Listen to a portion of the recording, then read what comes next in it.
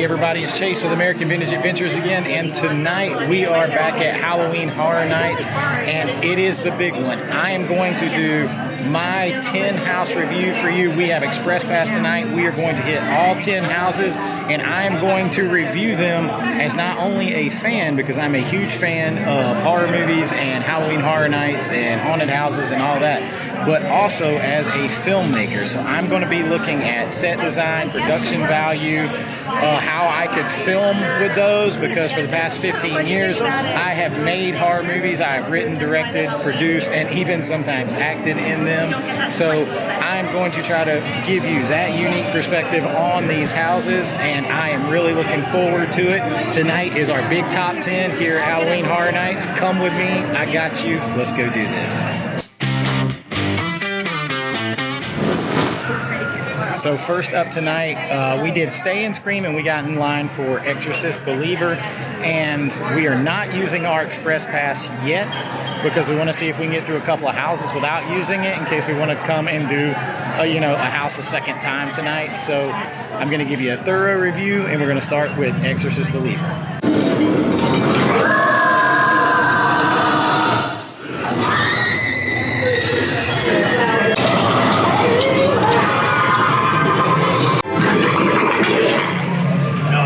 So we just came out of Exorcist Believer, and yeah, it's unsettling to say the least. I'm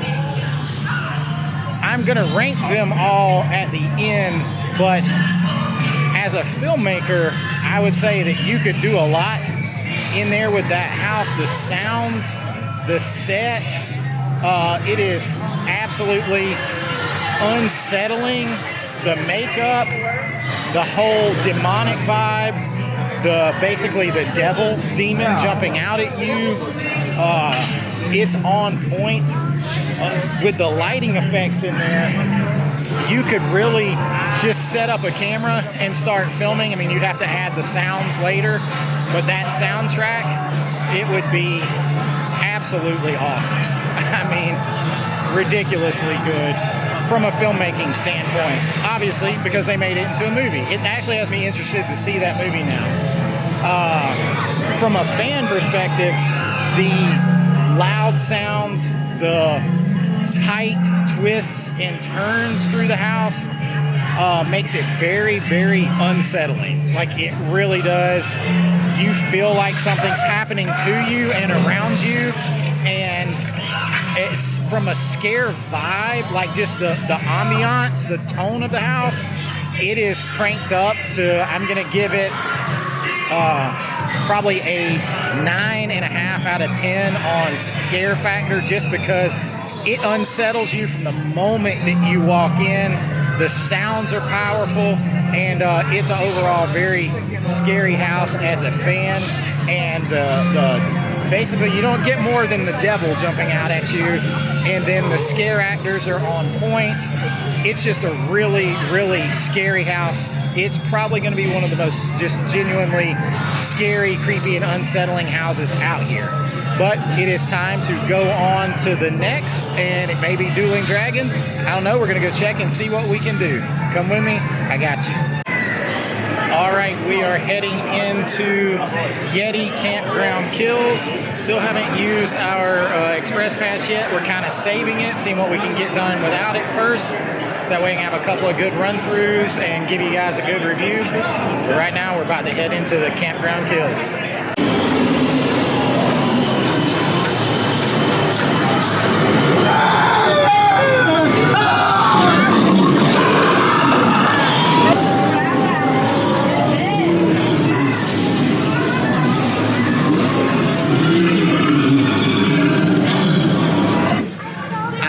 Of the Yeti Campground Kills house, and it's hard for me to stop smiling because that is a really super fun house.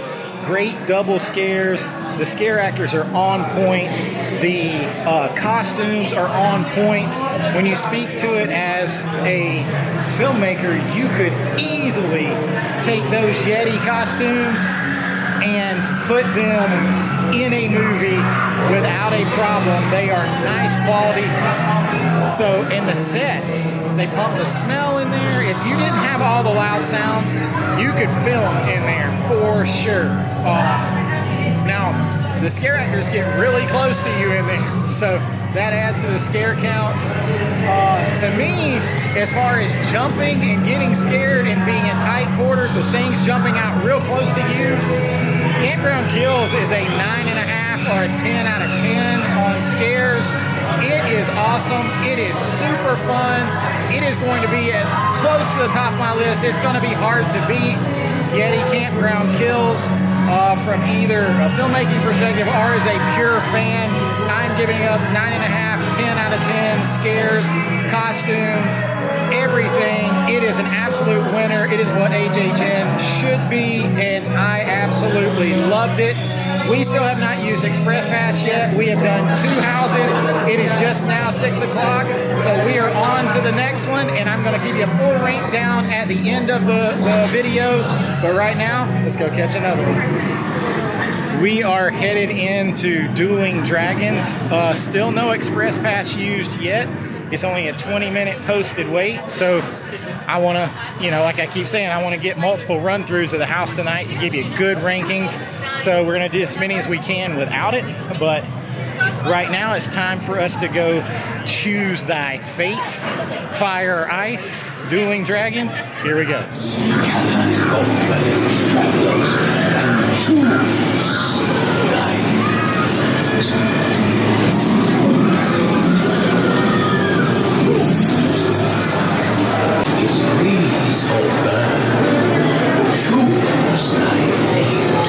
We just came out of Dueling Dragons, and it is a lot of fun. Talk about set pieces. If you wanted to film in there, like from a filmmaking perspective, you could definitely use the sets. I'm not so sure about the costumes. I mean, they do have some cool like lighting effects in the chest and everything, but I don't know how they would translate to film. But for here, as a fan, those lighting effects when they come out, the fire and the ice, those are on point. There's a couple of really good double scares in there, but overall, it's more of an interesting, cool house than it is a scary house. So I would probably give it about a 6 out of 10 on the scare factor. It did get me one really good jump on a double scare where something's coming from your left and then it jumps and gets you from your right. But as far as scares, not as much as Campground Kills or Exorcist by far. We're going to see how it all shakes out at the end, but it was a lot of fun, and we haven't even used the Express Pass yet. We've done 3 houses, and it's only about 6:15, so we're on to the next. I'm going to count them down at the end for you. I'm having a blast at HHN. I love it. Here we go. Of course, we're going to stroll through the scare zones often, but I have a whole video on just the scare zones if you want to see them in detail. Tonight is just whatever cool is cool.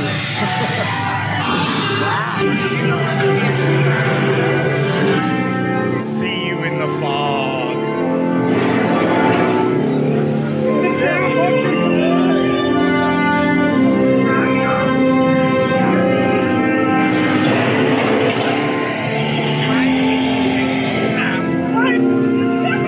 Continuing on our 10 house review tonight, we are headed into Chucky Ultimate Kill Count. It has a posted 35-minute wait, so we are going to use our Express Pass for the first time tonight. We'll see how long that takes us, and then I'll let you know what I think.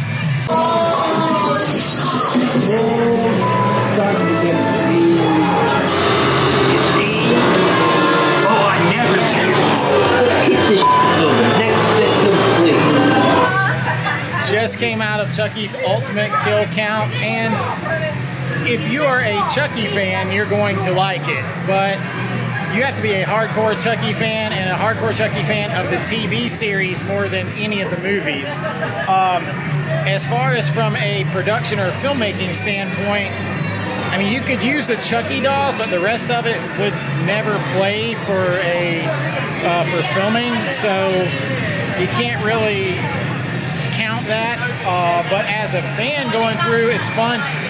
It's split into two halves. There's like an intermission in the middle that kind of takes you out of it where you think it's over, but it's not. And the second half of the house is much darker. It's much better. But overall, you know, it's a Chucky doll just coming out at you. And the doll is really cool, but it's not super scary. There's a couple places that would get you. I would put it on the scare factor of like a 5 out of 10. The set factor, the same, probably about a 5 out of 10. But the doll animatronic, if you were filming with that or you're using it, that's like a 10 out of 10. That thing is really super cool and lifelike. It's not one that I would do again and again necessarily, but it was fun, and it's a cool IP. And I'll give you my full rundown at the end. Right now, it's time to go on to the next. Over here with my back to the Shipyard 32 Scare Zone. We just saw Rick from Rick's Flicks. That was pretty cool. I think I've seen Brian from Orlando out here. I saw Los TV last night. So it's pretty cool seeing a few fellow vloggers out here in the fog, although they don't have the fog kicked all the way up yet. But it is a lot of fun, and I'm getting a little sidetracked on our house review, but we are going to go finish it off. We're going to keep doing it, but you got to enjoy the little things out here at HHN, and the fog is one of them.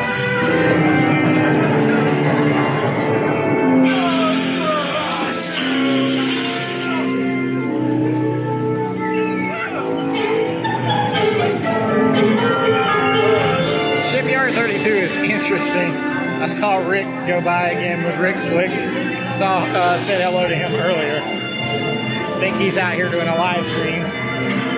But we are on a mission to do all 10 houses so I can give you a proper review as a fan, as a theme park vlogger, and as a horror filmmaker.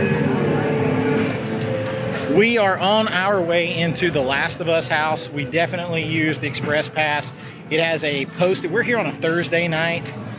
It has a posted 60-minute or 70-minute wait right now. So we're invoking the Express Pass clause. And this is my first run through of this house. And I can't wait to let you know what I think. Now, in full disclosure, I have never played the game. I've watched the series. And even as a filmmaker and someone who makes horror and loves horror, it was a little slow for me. I don't quite get all the hype. I was a Resident Evil fan, Resident Evil player growing up. So to me, I love that game. And this kind of reminds me of Walking Dead and Resident Evil put together, but not original territory. I know that's a hot take, but we are going to check it out and see as I disappear in the darkness here. We're going to check it out, and I will let you know what I think. Here we go, Last of Us.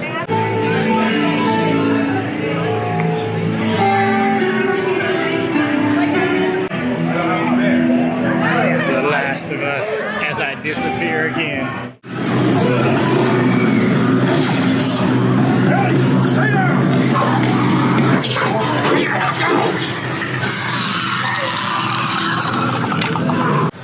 Just out of the Last of Us house with the Express Pass, we waited about 5 minutes, so that was really awesome.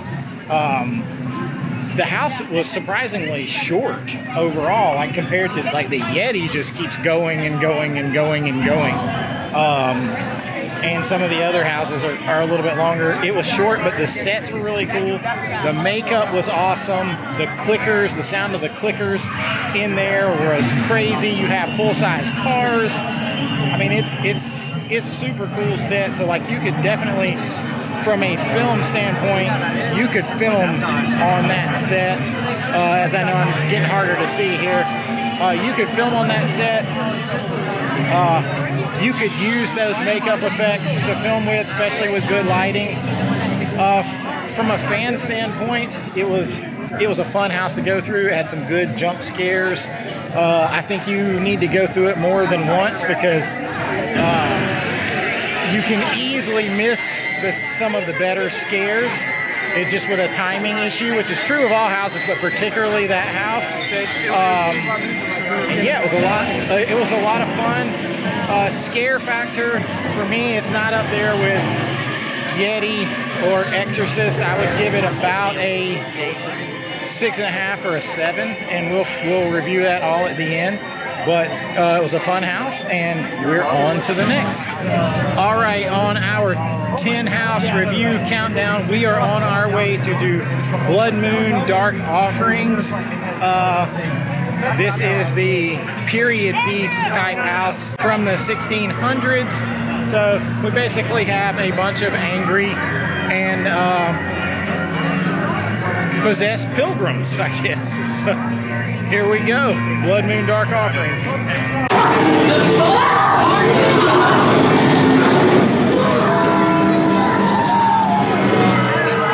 right, so we are out of Blood Moon Dark Offerings, and that house just doesn't do it for me. Like from a filming standpoint, some of the exterior sets where it looks like you're outside in a colonial town, you could definitely use those to film, and they are first rate.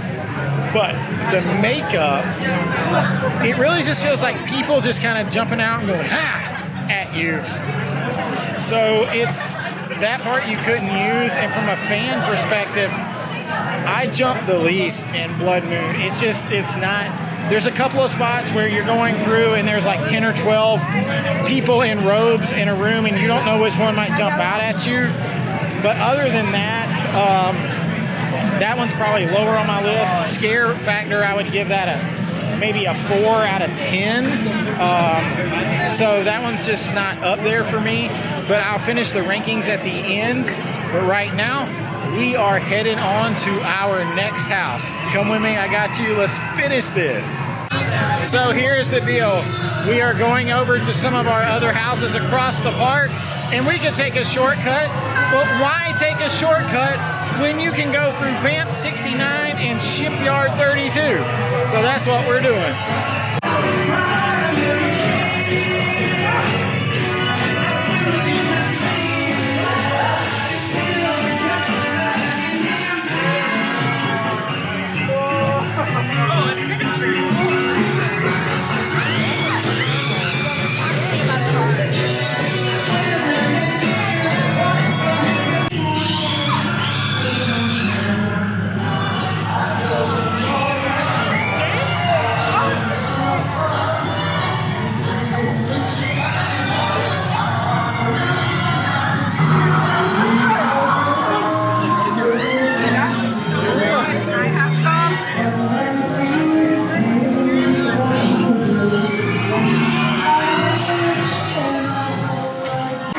Exiting the scare zone, on our way to more houses, but we probably will have to go through Shipyard 32. I hope you can hear this. There's tons of copyright music. I might be able to put some of my original music from some of my horror films in here and maybe throw a voiceover. Either way, enjoy it.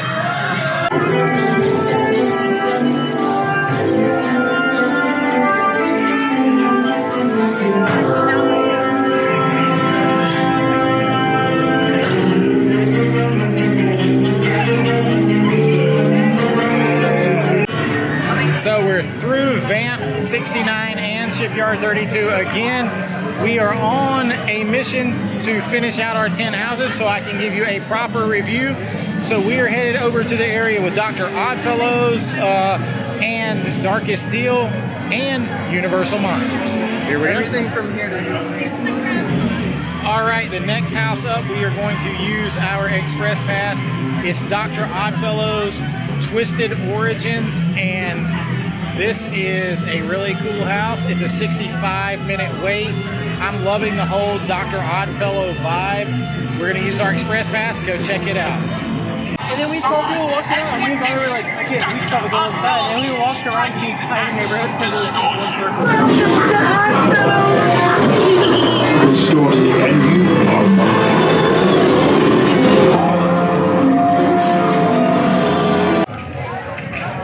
So we just came out of Dr. Oddfellow's Carnival of Oddities, and I really love Dr. Oddfellow as a character, as an icon, and the house is very cool, but I think maybe more than any other house here, it is dependent on getting a good cycle. And what I mean is you have to have the timing exactly right to get the scares. It's a lot of tight twists and turns, and if you don't have the timing right, you can miss a lot of the scares.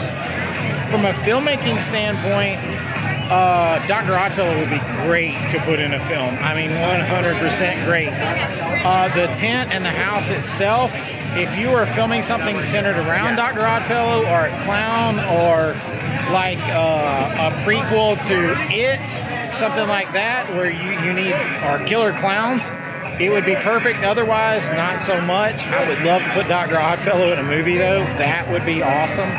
But I really enjoy the house and my love for Dr. Oddfellow, because I think he is an absolutely badass icon. My love for Dr. Oddfellow kind of skews it. It's still up there on my list. As far as scares, though, I would put it around a 6.5. But it is really cool. And we are on, don't forget, at the end I'm going to rank them all. But right now we are on our way to sell our soul at the crossroads, just like Robert Johnson did, because we are going for the darkest deal.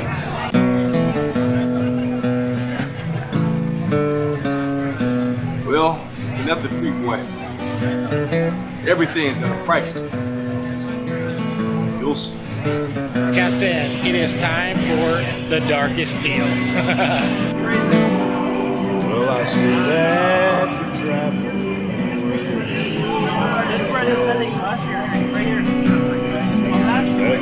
That you're on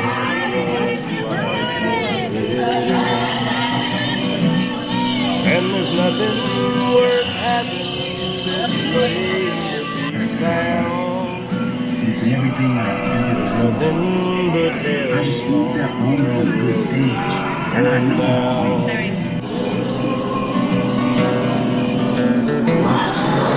I'm sure we can keep our wicked ways. Oh, come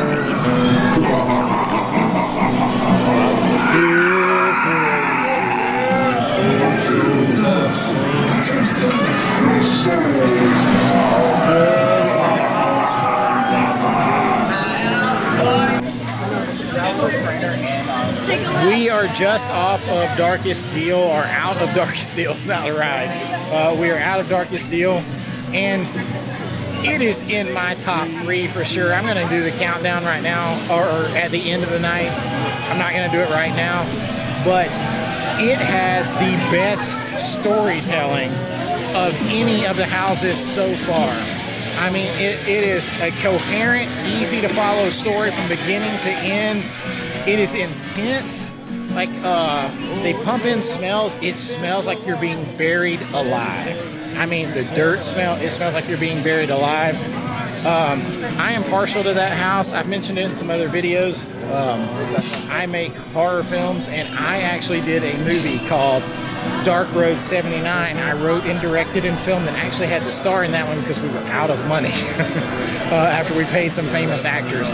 And it is based on the Robert Johnson Deal with the Devil, Crossroads, Fame, all that kind of stuff.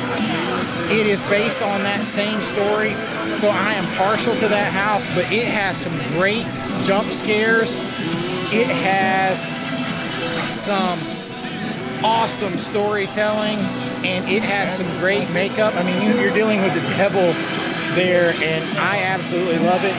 Old Scratch himself is in there. They call him the Collector, but we know what he really is. I really love it. Scare factor, probably about a 7.5 out of 10. Story factor, 10 out of 10. Immersive factor, 10 out of 10. Filming wise, those bar scenes, the music, everything else, I could totally film in there a lot. I absolutely love it. It is going to be a contender in my top portions of my houses, but we still have a few houses left to go, and we're going to go check those out now. Hell on the road you're going down.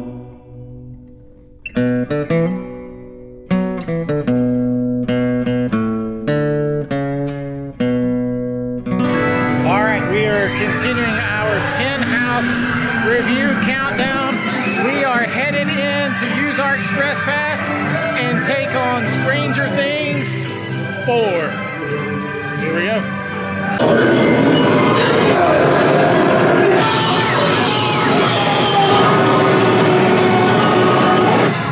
Just came out of the Stranger Things house, and it is a really cool house. Speaking as a filmmaker, obviously you could film in there because it looks like you're walking through season 4 of Stranger Things. The sets, everything, you could film in there. It is production quality. The Vecna makeup is extremely high level, especially with the right lighting. From a scare standpoint and a fan, let's go with a scare standpoint. I would probably give it about a 6 on the scares. There's not a lot of huge scares, and Vecna is your main scare guy. He pops up throughout the house. So it's not super scary, but it is very immersive. It's very fun, and if you're a fan of Stranger Things, you're gonna love it. I'm gonna rank it at the end. Right now, we are down to one house left, and that is Universal Monsters Unmasked. We're gonna go hit it right now.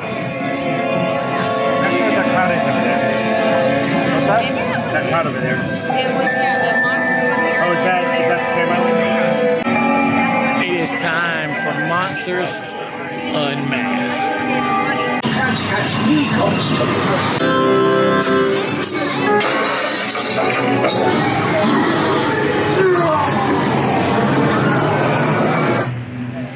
Just came out of the Monsters Unmasked house, and I love that house.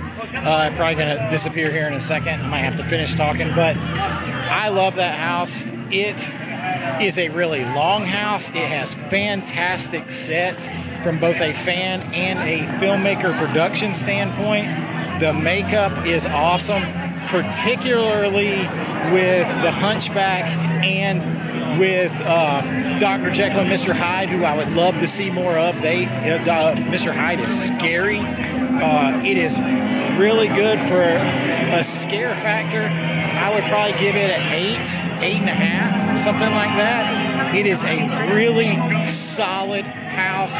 We'll see how it finishes up ranked on my list here when I run down my top 10 and I disappear in the dark.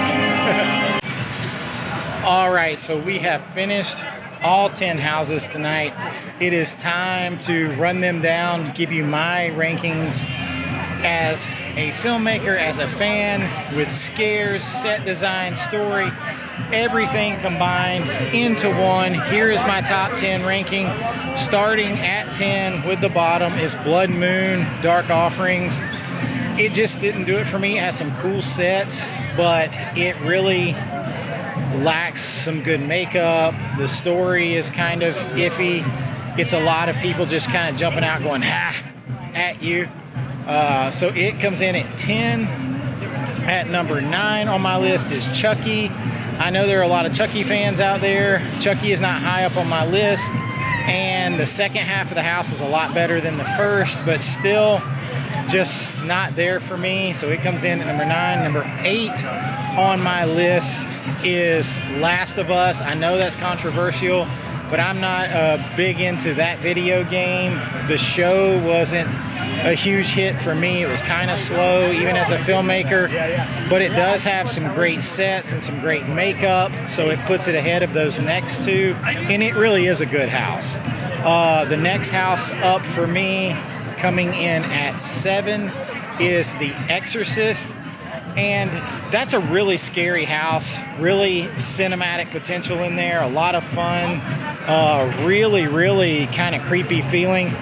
But I don't know anything about the movie. I mean, this makes me want to see the movie, and I know the original movie, but that kind of just leaves it lacking for me.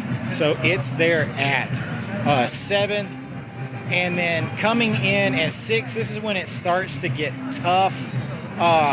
I am going to put Dueling Dragons at 6. Now, I really enjoyed Dueling Dragons. It has great set pieces. I love, of course, the original ride, but the house has some moments that are kind of just like a hallway, and there's not a lot going on. The makeup is really cool, but not super cinematic or scary to me, so I'm going to put it in there at 6. So now we are into my top 5. This is where it's going to get really more controversial, and you're going to be surprised. Coming in at 5 for me is Stranger Things. I am a massive Stranger Things fan. If you follow me, you know I am a huge 80s fan. I love everything about Stranger Things. The house is beyond cinematic. It looks like you're walking through season 4. You could film straight through there. It has a few good scares and some good scenes, but it's just not at the level scare-wise and scene-wise, and just everything is my top 4. So it comes in at 5, and I love me some Stranger Things. At 4 is Dr. Oddfellow's Twisted Origins. I really like the whole creepy clown vibe. I'm a huge It fan. I am a huge fan of Dr. Oddfellow as an icon. It is awesome. The house is tight with twists and turns. It could be higher on the list, but it doesn't quite have enough scares.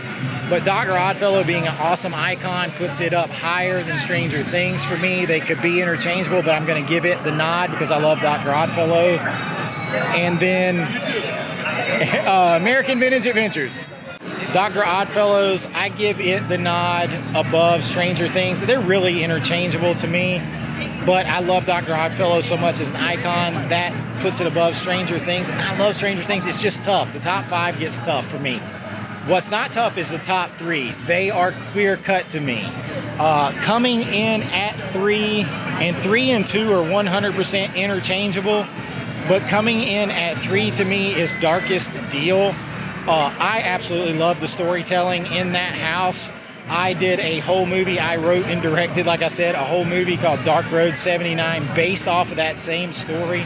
I absolutely love that house. It's what HHN should be. As I talk, I want to put it up at 2, but I'm going to keep it right there at 3. It's interchangeable with my number 2. And number 2 for me is the Universal Monsters Unmasked. You have the classic Universal Monsters. The set pieces are incredible. Dr. Jekyll and Mr. Hyde. Mr. Hyde is scary. The Invisible Man. It's a long house. It is absolutely awesome. I love that house. It's at 2. I could flip it depending on the run through with Darkest Deal. That leaves my number 1, and I absolutely love, I got a smile on my face already, is Yeti Campground Kills. That might be controversial. If you've done it a few times like I have, it's not controversial. It is a long house. The makeup is outstanding. The sets are outstanding. I could film in there with the makeup, the sets. It has the most scares, the most jump scares. There are most things coming out at you. The double scares, there's the most there of any house. I absolutely love it. I came through with a jump scare multiple times on every time I went through, and I had a massive smile on my face. So Yeti Campground Kills takes the number 1 spot for me. That's my list. Let me know what you think. Make sure you check out all my HHN content. I'm doing a lot of videos for you down here. I really hope you enjoy them. I hope you enjoy my list. Let me know what your list is. But until next time, this is Chase with American Vintage Adventures saying have a great AVA day, and I'll see you real soon in the fog. Bye-bye.